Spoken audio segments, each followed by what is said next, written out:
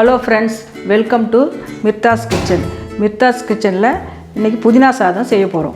அதுக்கு பாசுமதி அரிசி, ஒரு கப்பு அரிசியை நான் வடித்து உதிரியாக வடித்து இந்த மாதிரி வச்சுருக்கேன். இதில் கொஞ்சம் உப்பு போட்டு எண்ணெய் போட்டு வச்சுருக்கேன். எண்ணெய் போட்டு அந்த மாதிரி உதிரியாக வரும்னா ஒரு ஸ்பூன் அளவுக்கு எண்ணெய் ஊற்றி வடித்து ஆற வச்சுருக்கேன். புதினாவே ஏற்கனவே அரைச்சி அது கூட மிளகா இந்த அளவுக்கு புளி போட்டு இந்த மாதிரி அரைச்சி வச்சுருக்கேன். அது தாளிக்கிறதுக்கு தேவையான பொருள் வந்து எண்ணெய், கடுகு, உளுத்தம்பருப்பு ஒரு ஸ்பூன், கடலைப்பருப்பு ஒரு ஸ்பூன் எடுத்திருக்கேன். முந்திரி கொஞ்சம் எடுத்திருக்கேன். 2 காஞ்ச மிளகா, 2 பச்சை மிளகா எடுத்திருக்கேன். வேர்க்கடலையை வறுத்து பண்ணி வச்சுருக்கேன். மஞ்சள் பொடி வச்சுருக்கேன். தேவையான அளவு உப்பு. இப்போ எப்படி செய்கிறதுன்றதை பார்க்கலாம். ஸ்டவ் ஆன் பண்ணிவிட்டு ஒரு பேனில் நமக்கு தேவையான அளவுக்கு ஆயில் போட்டுக்கலாம்.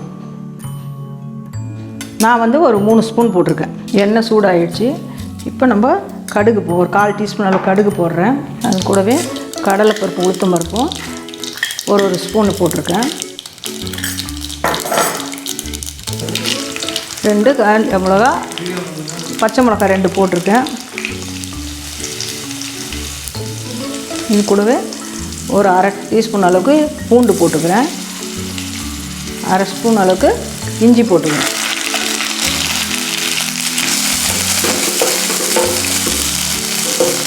முந்திரியும் நம்ம போட்டுக்கிறேன்.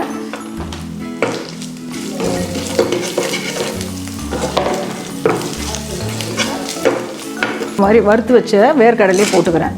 இந்த மாதிரி வெள்ளை மூக்கடலையே ஏற்கனவே உப்பு போட்டு நாங்கள் வேக வச்சுருக்கேன். அதையும் இது கூட சேர்த்துக்கிறேன். தேவைப்பட்டால் நம்ம சேர்த்துக்கலாம்.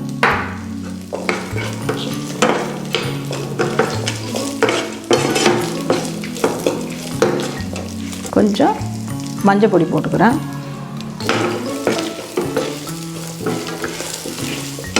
இது கூடவே இந்த அரைச்சி வச்ச புதினாவை விழுத இதில் சேர்த்துடணும்.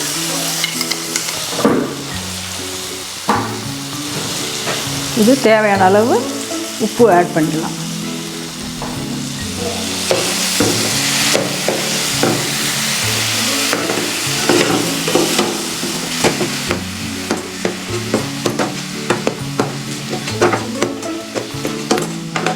இதில் பச்சை வாடையெல்லாம் போயிடுச்சு. இப்போ நம்ம வடித்து வச்சு ஆற வச்ச சாதத்தை இது கூட கலந்துக்கலாம்.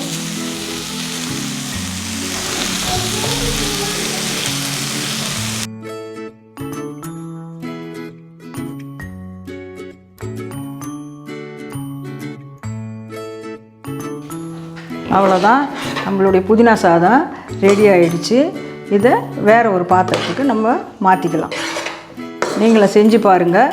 உங்களுக்கு பிடிச்சிருந்தா லைக் பண்ணுங்கள், ஷேர் பண்ணுங்கள், கமெண்ட் பண்ணுங்கள். மிர்தாஸ் கிச்சனுக்கு சப்ஸ்கிரைப் பண்ணுங்கள். Thanks for watching.